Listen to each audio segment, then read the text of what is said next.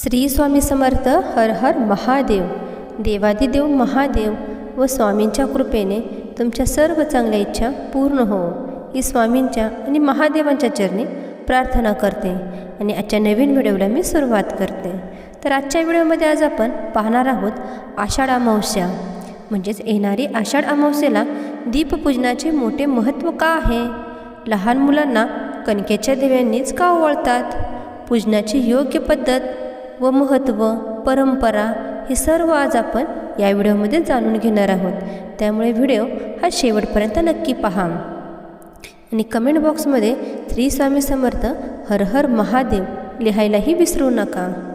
तर आषाढ अमावस्या दीपपूजन कसे करावे म्हणजेच आषाढ अमावस्येला दीप अमावस्या असेही म्हणतात.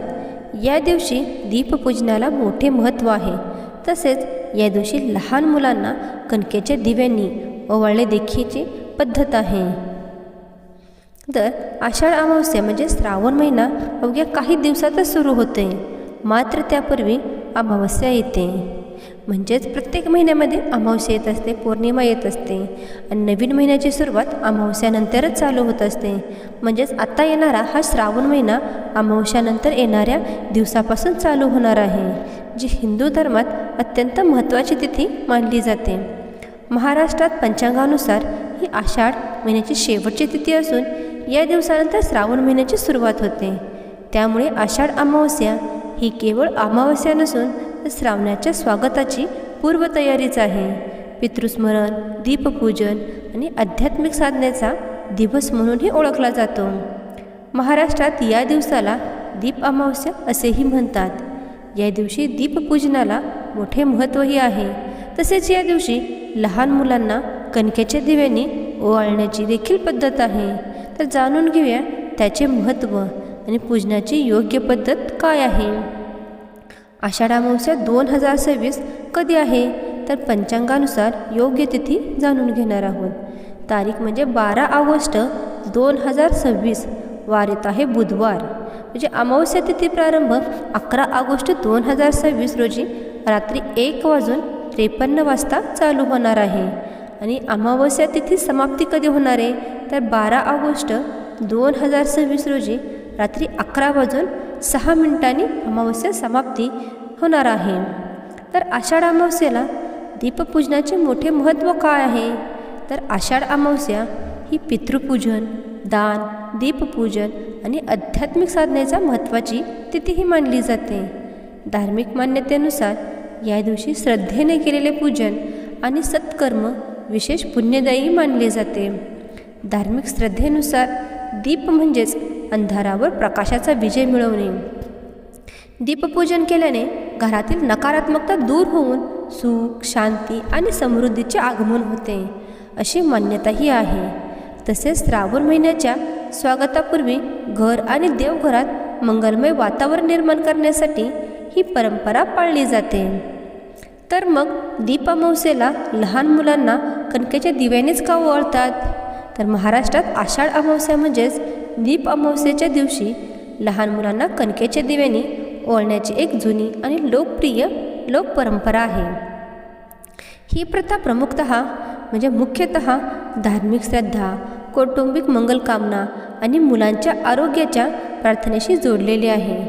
धार्मिक श्रद्धेनुसार दीप अमावस्येला कणकेच्या दिव्यांनी मुलांना ओवाळणे म्हणजेच त्यांच्या आयुष्यात अंधार दूर करून ज्ञान, आरोग्य, सुख आणि समृद्धीचा प्रकाश कायम राहावा अशी प्रार्थना करणे होय. ही प्रथा महाराष्ट्रातील अनेक कुटुंबामध्ये आजही श्रद्धेने पाळली जाते. तर कणकेच्या दिव्याने ओवाळताना त्याची ही काही पद्धत असते. तर ती कशा पद्धतीने ओवाळायची तर तीही जाणून घेऊया. लोकपरंपरेनुसार या दिवशी गव्हाच्या कणकेचे छोटे दिवे तयार केले जातात. त्यात तूप किंवा तेल घालून कापसाची वातही लावली जाते. दिवा प्रज्वलित करून मुलांना 3 किंवा 5 वेळा ओवाळले जाते. त्यानंतर मुलांच्या कपाळावर कुंकू किंवा हळद कुंकू लावून गोड पदार्थही दिला जातो आणि आशीर्वादही दिला जातो. का दिला जातो तर मुलांच्या दीर्घायुष्याची प्रार्थना करण्यासाठी. धार्मिक श्रद्धेनुसार कणकेच्या दिव्यांनी मुलांना ओवाळल्याने त्यांच्यावर देवी देवतांची कृपाही राहते आणि त्यांना निरोगी आरोग्य दीर्घायुष्य आणि सुख समृद्धीही लाभते. आणि त्याचप्रमाणे नकारात्मक शक्तीपासून मुलांचे संरक्षणही केले जाते. तर लोकमान्यतेनुसार ओवाळण्याच्या विधीमुळे मुलांवरील वाईट नजर, नकारात्मक ऊर्जा आणि अशुभ प्रभाव दूर होतात. यामागे धार्मिक श्रद्धा आहे, याचा वैज्ञानिक पुरावा उपलब्धही नाही. अन्न आणि प्रकाशाचेही प्रतीक आहे, म्हणजेच कणिक हे अन्नाचे, तर दिवा हे ज्ञान, तेज आणि सकारात्मकतेचे प्रतीक मानले जाते. कणकेचा दिवा तयार करून त्यात तूप किंवा तेलाचा दिवा लावून मुलांना ओवाळले पाहिजे. म्हणजेच त्यांच्या जीवनात अन्न, आरोग्य आणि प्रकाश कायम राहावा अशी मंगलकामना व्यक्त करणे होय. तर ही परंपरा कधी असते, तर श्रावणाच्या स्वागताची परंपरा ही असते. म्हणजे दीप अमावस्येनंतर श्रावण महिन्याची सुरुवात होते. त्यामुळे या दिवशी मुलांचे औक्षण करून त्यांच्या उज्ज्वल भविष्यासाठी आशीर्वाद मागण्याची ही परंपरा आहे. त्याचबरोबर कौटुंबिक संस्कारही त्यात दिसून येतात. या दिवशी घरातील ज्येष्ठ मंडळी लहान मुलांना ओवाळतात, आशीर्वाद देतात आणि गोड पदार्थही देतात. यामुळे कुटुंबातील प्रेम, आपुलकी आणि संस्कार पुढील पिढीपर्यंतही पोहोचतात. आता हे सर्व आपण जाणून घेतले आहे, पण आषाढ अमावस्येला दीपपूजन कसे करावे? तर महाराष्ट्रात आषाढ अमावस्येला दीप अमावस्या म्हणूनही साजरी करण्याची परंपरा आहे. या दिवशी घरातील दिव्यांची पूजा करून त्यांच्याप्रती कृतज्ञता व्यक्त केली जाते.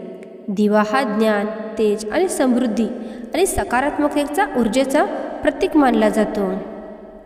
धार्मिक श्रद्धेनुसार दीप म्हणजे अंधारावर प्रकाशाचा विजय मिळवणे. दीपपूजन केल्याने घरातील नकारात्मकता दूर होऊन सुख, शांती आणि समृद्धीचे आगमन होते अशी मान्यताही आहे. तसेच श्रावण महिन्याच्या स्वागतापूर्वी घर आणि देवघरात मंगलमय वातावरण निर्माण करण्यासाठीही ही परंपरा पाळली जाते. तर दीपपूजनाची सोपी आणि साधी पद्धत आणि विधी काय आहे ते जाणून घेऊया. दिवे स्वच्छ करावेत. म्हणजे घरातील पितळ असू द्या, तांबे, चांदी किंवा मातीचे दिवे स्वच्छ धुवून पुसून घ्या. शक्य असल्यास चिंच, लिंबू किंवा धातू स्वच्छ करण्याच्या पारंपरिक पद्धतीने दिवे स्वच्छ करावेत. तर पूजेची तयारी कशी करावी? तर पाटावर स्वच्छ वस्त्र अंथरून त्यावर दिवे ठेवावेत. दिव्यांना हळद, कुंकू, अक्षदा आणि फुलेही वाहावेत. त्यानंतर दिवा प्रज्वलित करा. तुमचा म्हणजे तूप लावलेला जे काही दिवे आहेत त्याला तुम्ही तुपाचा किंवा तिळाच्या तेलाचा दिवा लावावा. कापसाची वात करावी. आणि प्रार्थना कशी करावी? दिवा लावल्यानंतर ही प्रार्थना म्हणू शकता. शुभम करोति कल्याणम आरोग्यम धनसंपदा शत्रुबुद्धी विनाशाय दीपक ज्योती नमोस्तुते. तसेच दीपज्योती परब्रह्म दीपज्योती नाचन दीपो हरतु मे पाप दीपो ज्योतिर्नमस्ते. हा श्लोकही म्हणण्याची परंपरा आहे. हे सर्व झाल्यानंतर आरती करा. म्हणजे भगवान श्री गणेश, माता लक्ष्मी, भगवान शिव किंवा आपल्या कुलदेवताची आरती करावी आणि दीपाची प्रदक्षिणा घालून नमस्कार करावा. हे सर्व झाल्यानंतर नैवेद्यही अर्पण करा. ह्या दीपप्रज्वलनासाठी तुम्ही नैवेद्यासाठी साखर, खडीसाखर, दूध किंवा फळे, घरातील सात्विक गोड पदार्थ नैवेद्य म्हणूनही ठेवू शकता आणि अर्पण करू शकता. आत्ता आपण जाणून घेतले आहे की दीपपूजा कशी करावी, मुलांना कसे ओवाळावे. त्याचप्रमाणे आषाढ अमावस्या 2026 कोणत्या राशींसाठी भाग्यशाली आहे हेही जाणून घेणार आहोत. तर पहिली रास आहे वृषभ रास. ज्योतिषशास्त्रानुसार यंदा आषाढ अमावस्या वृषभ राशींच्या व्यक्तींसाठी आर्थिक आणि कौटुंबिक दृष्टीने सकारात्मक ठरू शकते. रखडलेली कामे मार्गी लागण्याची शक्यता आहे. व्यवसायात नवीन संधी मिळूही शकतात. तसेच नोकरी करणाऱ्यांना वरिष्ठांकडून कौतुकही मिळू शकते. पितृपूजन आणि दान केल्याने मानसिक समाधानही लाभेल अशी धार्मिक श्रद्धा आहे. दुसरी रास आहे कर्क राशी. ज्योतिषशास्त्रानुसार यंदा कर्क राशीच्या व्यक्तींना या काळात मनशांती आणि आत्मविश्वास मिळू शकतो. धार्मिक कार्यात सहभाग वाढेल आणि घरातील वातावरण आनंदी राहण्याची शक्यताही आहे. कुटुंबातील मतभेद कमी होऊन नातेसंबंध अधिक दृढ होऊ शकतात. भगवान शिवाची उपासना आणि दीपदान करणे शुभ मानले आहे. तिसरी रास आहे कन्या राशी. ज्योतिषशास्त्रानुसार यंदा कन्या राशीसाठी करिअर आणि आर्थिक क्षेत्रात चांगल्या संधी निर्माण होऊ शकतात. नवीन जबाबदाऱ्या मिळण्याची शक्यताही असून प्रलंबित कामे पूर्ण होण्यास मदत होऊ शकते. गुंतवणुकीचे निर्णय विचारपूर्वक घेतल्यास योग्य लाभ होण्याचीही शक्यता आहे. पितृतर्पण आणि दान करणे शुभ मानले आहे. चौथी रास आहे वृश्चिक राशी. तर ज्योतिषशास्त्रानुसार यंदा वृश्चिक राशीच्या व्यक्तींसाठी हा काळ प्रगतीचा ठरू शकतो. व्यवसायात नवीन संपर्क निर्माण होतील, तर नोकरीत सकारात्मक बदलही दिसू शकतात. आत्मविश्वास वाढेल आणि काही महत्त्वाचे निर्णय तुमच्या बाजूनेही जाऊ शकतात. कुटुंबात आनंदाचे वातावरण राहण्याची शक्यता आहे. तर आषाढ अमावस्येला काय करावे, तर पवित्र स्नान करावे. सकाळी लवकर उठून नदी, तलाव किंवा घरीच गंगाजल मिश्रित पाण्याने स्नान करावे. स्नानानंतर स्वच्छ वस्त्रे परिधान करून देवपूजा करावी. त्याचप्रमाणे पितरांचे तर्पण करावे. अमावस्या ही पितरांना समर्पित तिथी मानली जाते. शक्य असल्यास तर्पण, तिळतर्पण किंवा पितरांचे स्मरण करून त्यांच्यासाठी प्रार्थना करावी. त्याचबरोबर भगवान शिव आणि विष्णूची पूजाही करा. भगवान शिवांना जल अभिषेक करून ओम नमः शिवाय, ओम नमः शिवाय या मंत्राचा जप करावा. तसेच भगवान विष्णूंची पूजा करून कुटुंबाच्या सुख समृद्धीसाठी प्रार्थनाही करावी. त्याचबरोबर दीपपूजन. महाराष्ट्रात आषाढ अमावस्येला दीप अमावस्या म्हणून साजरी केली जाते. तर घरातील स्वच्छ दिवे करून त्याची पूजा करावी. संध्याकाळी तुपाचा किंवा तिळाचा तेलाचा दिवा लावावा. त्याचबरोबर दानपुण्य. या दिवशी अन्नदान, वस्त्रदान, तिळदान, धान्यदान किंवा गरजूंना मदत करणे अत्यंत शुभ मानले जाते. मंत्र जप आणि ध्यान. महामृत्युंजय मंत्र, ओम नमः शिवाय किंवा त्यांच्या आराध्य देवतेचा मंत्राचा तुम्ही ध्यान करावे व मनशांती आणि सकारात्मक ऊर्जा मिळते अशी श्रद्धा आहे. सात्विक आहारच घ्यावा. अनेक भाविक या दिवशी उपवास किंवा फलाहारही करतात. सात्विक भोजन घेऊन राग, मत्सर आणि नकारात्मक विचारांपासून दूर राहण्याचाही प्रयत्न करतात.